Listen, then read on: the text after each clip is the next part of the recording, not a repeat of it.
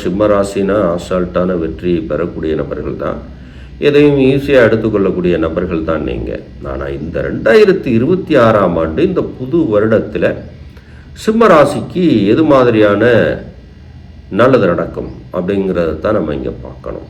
பொதுவாக 5 குடையவன் மறைவு ஸ்தானத்தில் இருக்கக்கூடாதுன்னு சொல்லுவாங்க. ஆனால் குரு பகவானுடைய அந்த ஆற்றல் இருக்கும் இடத்தை விட பார்க்கின்ற இடத்துக்கு சிறப்பு.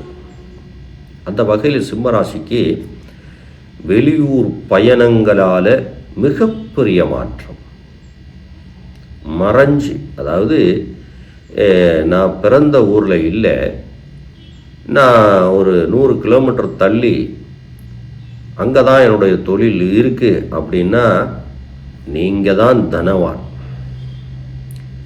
அதே போல் இந்த ஆண்டு சிம்ம ராசிக்கு என்னெல்லாம் நடக்கும்? திருமணம் ஆகாமல் தவிர்த்து கொண்டிருக்க நபர்களுக்கெல்லாம் இந்த ஆண்டு திருமணம் கைகூடி வரும். மாற்றம் இல்லை,